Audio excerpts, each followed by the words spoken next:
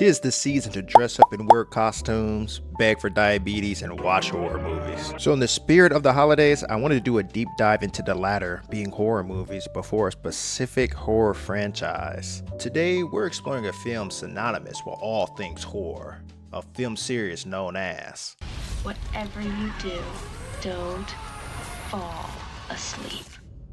A Nightmare on Elm Street blends psychological horror, the supernatural, and grotesque tragedy to make it one of the most decorated series in horror history. I wanted to do this video due to the lack of true horror movies in today's time, mostly because all of the spooky and creative ideas in the genre have been done already. In terms of horror, we only get like Conjuring movies and everything else is just regurgitated schlock. Plus, horror is a fairly niche genre of film. Not a lot of people like to see blood, guts, or unnecessary nudity in their movies. But Nightmare on Elm Street is different because it's a pioneer for what most like to say is the golden era of horror. I'm Ron, we'll take a stroll down Elm Street and see if the nightmares are really as spooky as it seems. And for those who somehow don't know what this franchise is, the Nightmare on Elm Street films is a creation of Wes Craven, legendary horror filmmaker who launched the franchise with the original film in 1984. These movies follows the character of Freddy Krueger played by Robert Englund, who cemented himself as a horror icon for his portrayal of this character. And I will say out of all the horror movie series out there, Nightmare on Elm Street is probably my favorite. The aspects that gravitates me to this series compared to others in the genre is 1. His powers, 2. The unique way the movie utilizes these powers, and 3. How unserious and unhinged this man is. Let me explain. Our introduction to the world of Freddy Krueger shows us that he's the neighborhood Jeffrey Epstein. He lures little kids into his boiler room and unalives them. The justice system didn't serve justice, so the parents did. Now, do you think this would be a fitting fate for someone who conducts such actions? But in sheer horror movie fashion, he comes back to life but with a crazy power-up. With this new power-up, he can go into people's dreams and essentially troll them to death. He's also one of the only horror villains from this time to have like unique powers, not just insane durability or instant transmission. He's able to shape these dream environments to his will, like bending reality, physics, and logic. If we were to like power scale horror movie characters, Freddy Krueger would probably be like multiversal or something. And this leads to dream sequences seen throughout the series to range from outright demonry or just wacky haunted house shit. And look, he doesn't care. Like, yeah, he's doing this partially for revenge, but also he's just doing this for the love of the game. Like, look out. He's having a great time. To top it off, his premise is simple. If you die in the dream, you die in real life. I don't know why, but this concept just intrigues me. I can barely handle the dreams I get when I take a melatonin gummy, so I cannot fathom being in a dream world with 1980s Diddy. Anyways, this movie starts off with one of many dream sequences that has been frequently haunting some of our main characters. It's, of course, brushed off initially. Matter of fact, I had a bad dream last night myself. I had a hard on this morning when I woke up, Tina. But after some unsupervised high school activities, Freddy claims his first victim. The townfolk blame said boyfriend of the victim because why would the cops think a man in a dingy fedora, striped sweater, and knife hands killed her in her dreams? But said boyfriend gets packed up too, so this forces our main cast to understand the history and powers of Mr. Krueger. In the end, our main character Nancy finds a way to finally defeat Fedora Man. You just simply stop being scared because he gets his power from fear. Kinda corny, but it makes sense based on what the narrative is. For all intents and purposes, this movie really has no major flaws either. You can see the movie's age, but it doesn't take away from what the movie is going for. Plus, the effects and the kills are so good given the movie technology of the 80s. The movie also has one of the most absurd endings I've ever seen. What the fuck? 8 out of 10, truly an iconic movie. So Nightmare on Elm Street 2, Freddy's Revenge, is the follow-up to the iconic first film. After getting our titular opening of A Nightmare, we have our new MC in Jesse. His family just moved on to Elm Street, which is a trend that we'll see throughout the franchise. Our boy Jesse is having some trouble adjusting to his new environment, like not getting enough sleep and getting into fights at school. But through this fight with a fellow classmate, he learns that his house is basically haunted, you know, because of the events of the last movie. And he realizes there's a nightmare on my street. But within this movie, Freddy isn't trying to kill Jesse Boy. No, he recruited him to do his bidding. and it's an interesting concept that the franchise tried this early into the series. To explain further, Jesse serves as Freddy's vessel, as in this movie, I guess people don't even need to be asleep to be victimized by Freddy, or it's kind of like a thing of Jesse sleepwalking or something. I don't know, I kind of forgot, but the important thing is that Freddy is making Jesse kill people. He's inside me. He's inside me, and he wants to take me again. Pause. So that was crazy. Ken, we trying to be serious.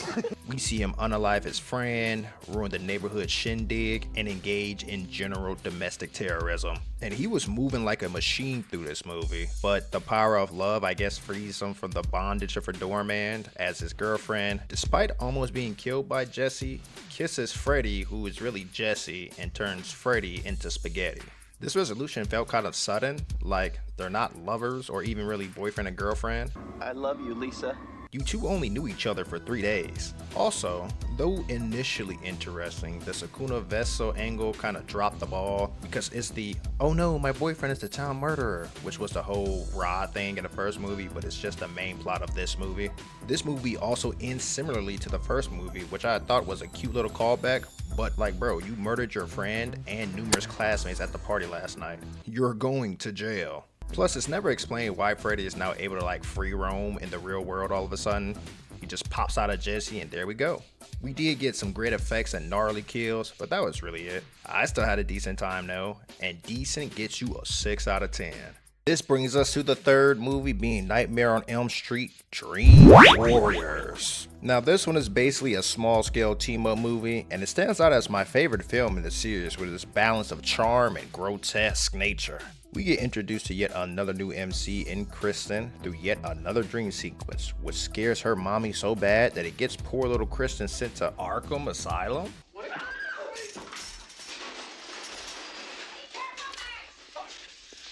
Yeah, I would have sent your ass there too, sis. Following this, the movie spends some time fleshing out the absolutely horrid climate of this mental institution and some of our patients of said mental institution. Guess what? These patients are our main cast. And you'll never guess what else. They're all here because they're having the same dreams about our lovable boogeyman. We even get a returning character in Nancy. She's from the first movie, who is basically like Nick Fury or Rick Flag if this is like Arkham, as she's the super smart Freddy Krueger expert. So much of an expert that she can freely jump in and out of our patients' dreams. Freddy realizes this and shit gets real fast, as we probably get my favorite kill in the entire series.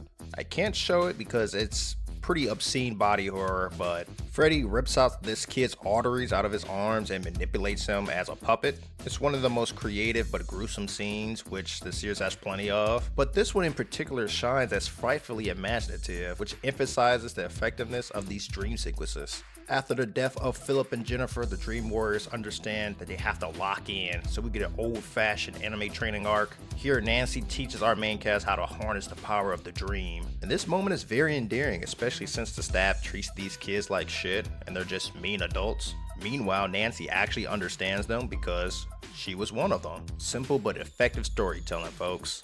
In addition, we also learn some lore regarding Freddy's mom and how Freddy was conceived, for lack of better words, with the sheer disturbing information being conveyed to us and how the scene was staged. This has to be one of the most eeriest moments in these movies. As the climax of the film, each of our Dream Warriors have to use what they learned to survive against the boogeyman, but each of them are within their unique nightmare scenario. Let's get high. Well, you look tired.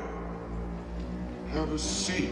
If it wasn't apparent, these are our drug addict and paraplegic characters. And this is why I just absolutely adore this franchise. These moves are just the Looney Tunes but with swearing and gore. Look, he even comes back as Skeletor in the final fight. Alright, these effects might be a bit dated. But as the saying goes, all good things must come to an end, as Nancy sacrifices herself to put an end to this demon. After that, the movie pretty much ends. This narrative is definitely my favorite of the bunch. Seeing misunderstood teenagers overcome their fears is just such a layup. The elements that make Nightmare on Elm Street great are the most present in this movie. So yeah, I'm where I was gonna give this one a sweet 8 out of 10. Movie 4 continues with the Dream Warrior saga with Dream Master. Ooh. The film opens up with a tonally dissonant yet lyrically faithful banger. The song is a little bit too poppy for a horror movie, but the shit slaps, so we'll give it a pass. In regards to the actual movie, it follows the Dream Warriors after a time skip. Kristen, who is a completely totally different actor, seems to think that Freddy is coming back after quite literally exploding in the last movie. So she does a Kingdom Hearts-esque summon for her Dream Warrior pals. They tell her that she's tweaking because, like I said, he exploded. But she was right because Freddy murks both Kincaid and Joey like 15 minutes into the movie. I know it's for the sake of the whole franchise, but I don't understand why people live in this neighborhood, no less Elm Street, because who would ever want to live on the same street as a serial child murderer? Maybe the rent is like dirt cheap. Getting back on track, Kristen plans to slide for her friends, but during a brief scrap with Big Fred, Kristen implants her powers into new side character and soon to be main character Alice. I didn't quite comprehend what actually happened, but I think Kristen dies. So now Alice is the winner of the Freddy Nightmare Sweepstakes. And Alice is a kind but meek girl with an abusive drunk father and an idiotic but lovable brother. You know the trope, I don't need to explain it to you. So with her newfound power, she gets her friend and brother killed. Oh, man.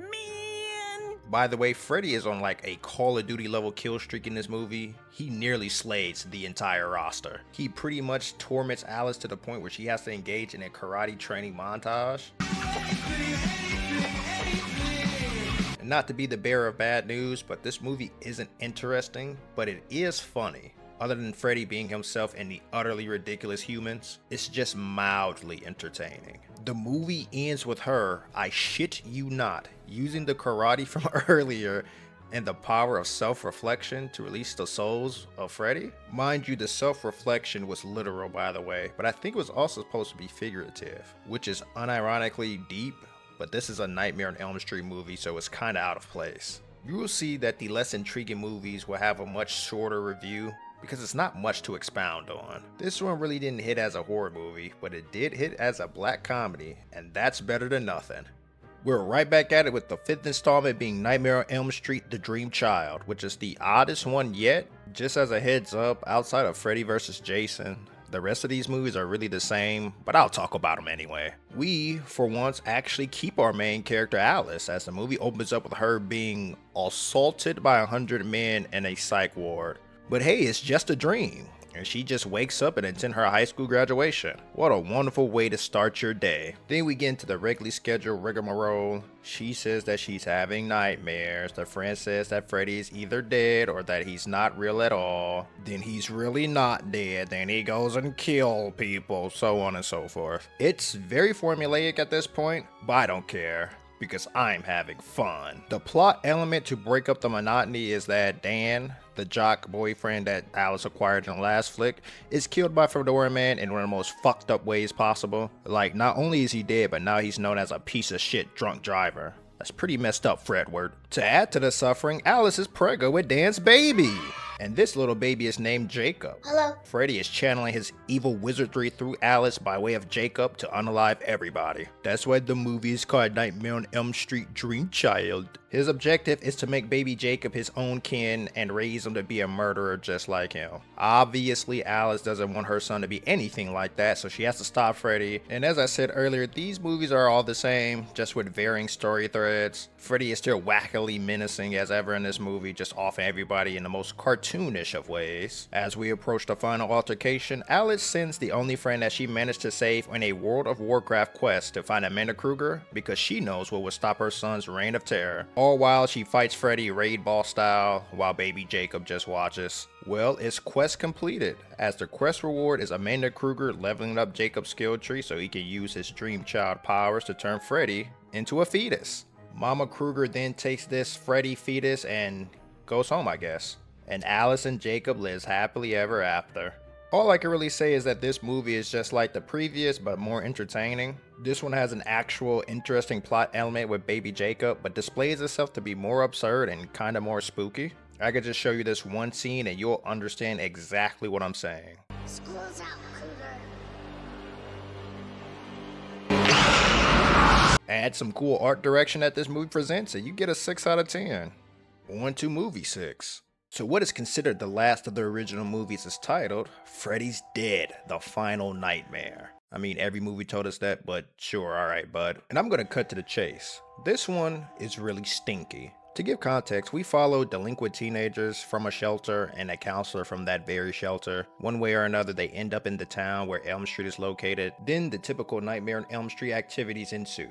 Freddy kills, main cast must stop Freddy, Freddy is stopped, the end. But hold on, we have a plot twist. One of the main characters is Freddy's kid, somehow. Yo, this man is able to procreate? But it's a fake out because we are originally led to believe that one of the homeless kids is Freddy's seed. Hell, he's even convinced, which gives him main character syndrome. But when he confronts his papa, Freddy's like, "You are not the father," and subjects this pick me to fall damage. But if it isn't him, then who is it? It's the guidance counselor. Which, to the movie's credit, was a decent plot twist. Really didn't focus on her, so it was well concealed. The movie then shifts the perspective to her as she learns this information while also unraveling Freddy's psyche. Like, it's very insightful, but the problem is, this is like only 15 minutes of the movie, and the story at large does nothing to support this. Instead, the front half spends time on annoying kids, then the middle is just people screaming and uselessly yapping at each other. Someone may die. By that time, the good 15 minutes is drowned in the filler-esque hour and 15 minutes. It's just so wasteful.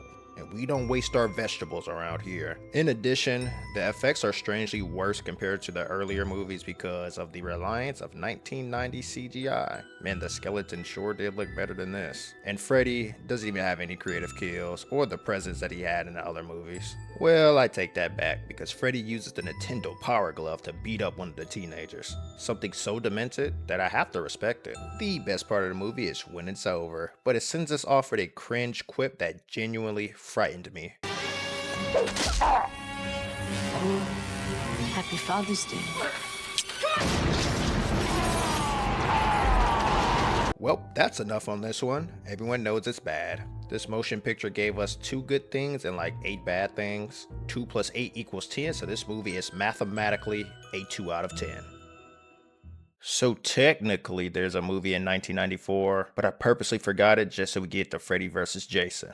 Yeah, you heard that right. We got the collab film of all time with arguably the biggest horror movie characters ever back in 2003. And it went stupid. Like this shit was a fever dream. We begin with something new for the series, which is narration from Freddy Krueger. He's basically crying about his prime and how he's washed now. Everybody forgot about Fedora, man. Essentially, he can't come back because nobody is scared of him no more. So he outsourced some talent from Camp Crystal Lake to recruit the one and only Jason Voorhees as his ticket back to the big leagues. He's gonna use Jason to kill in Springwood so everyone thinks it's Freddy. What could possibly go wrong? He's able to resurrect Jason through his dreams and he sends him to Elm Street to stir up some ruckus, which initially works as people think it's Freddy, but it's forbidden to speak his name, so the police tries to cover up the deeds of the 2 psychopaths. As Jason just hitmans everyone from the shadows, Freddy is able to creep slowly but surely back to relevancy until it ultimately backfires. Our boy Jason, well, he was going a little bit too crazy.